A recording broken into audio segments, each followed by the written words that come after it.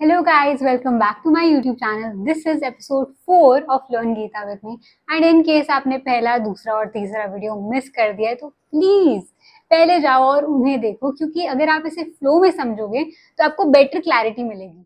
मैं आपको एक क्विक रिकैप दे देती हूँ। हमने पिछले श्लोक में देखा कि दुर्योधन द्रोणाचार्य के पास गए और उनको सरकास्टिकली बोला कि ये जो इतना एक्सपर्टली अरेंज्ड आर्मी है ना पांडवों की, ये आप ही के शिष्य ने करी है, द्रुपद के बेटे धृष्टद्युम्न ने। अब दुर्योधन पांडवों की आर्मी में से कुछ वॉरियर्स के नाम लेने वाले हैं जो दुर्योधन को नर्वस कर रहे हैं। तो चलो अब हम चलते हैं आज के श्लोक में। अत्र शूरा महेश्वासा भीमार्जुन समायुधि युयुत्थानो विराटश्च द्रुपदश्च महारथाः। दुर्योधन द्रोणाचार्य से कह रहे हैं कि पांडवों की आर्मी में ऐसे बहुत से बोमैन हैं जो as strong as Bhim and Arjun है इन फाइटिंग। तो ऐसे कुछ योद्धाओं का इस श्लोक में नाम लिया गया है जो है युयुधान, विराट और द्रुपद। तो पहले तो आप ये देख लो कि कंपैरिजन हो किससे रहा है, भीम से और अर्जुन से। भीम वायुपुत्र हैं और अर्जुन इंद्रपुत्र हैं, तो naturally they are very powerful, very strong. पर दुर्योधन यहाँ कह रहे हैं कि पांडवों की आर्मी में ऐसे और भी कई योद्धा हैं जो भीम और अर्जुन जितने स्ट्रॉन्ग हैं in fighting. So now let's understand these warriors one by one. सबसे पहले युयुधान। युयुधान कृष्णा के रिश्तेदार हैं, अर्जुन के शिष्य हैं और उनका एक और नाम है जो है सात्यकी। फिर आते हैं विराट जो मत्स्य राज्य के किंग है। He is very virtuous and also he is the king under which the Pandavas spend their 1 year of incognito which is Agyatvas. उन्हें 12 साल का वनवास मिला था और 1 साल का अज्ञातवास मिला था, यानी अगर किसी ने उन्हें पहचान लिया then they will have to do this all over again. और इन्हीं राजा की बेटी Uttara was married to Abhimanyu and she had her child Parikshit. Drupad 5 साल के राजा थे लेकिन he has a past.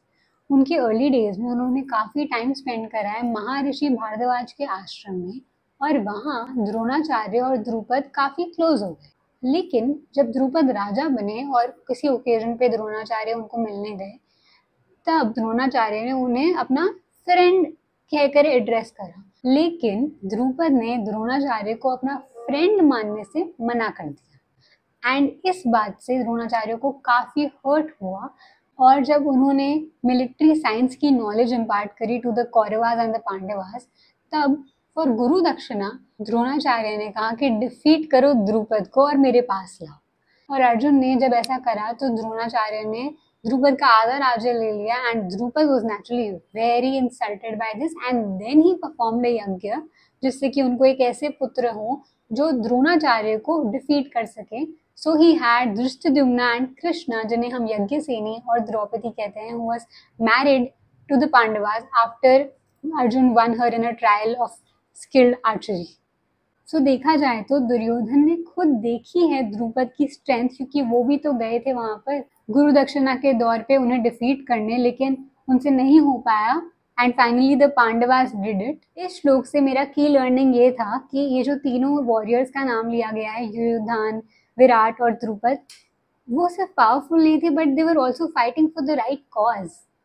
But when it comes to Duryodhan, Duryodhan actually means दुर मीन्स लाइक बैड, जैसे हम कहते हैं ना सदुपयोग लाइक गुड उपयोग, दुरुपयोग बैड उपयोग, तो dur like bad and yodhan, yodhan means to fight. So Duryodhan is fighting for the wrong cause, but these warriors that he just mentioned, they're all fighting for the right cause. तो सोचने वाली बात ये है कि स्किल्स सबके पास हो सकती है लेकिन उन स्किल्स को हर कोई हायर पर्पस के लिए यूज नहीं करता। That's it for the 4th श्लोक। अगर इस वीडियो ने आपको थोड़ा भी इंस्पायर करा, अगर आपको थोड़ा भी रिफ्लेक्ट करा है तो please subscribe to my channel, hit the like button. Remember, you're not learning Geeta from me, you are learning Geeta with me. So follow along for episode 5.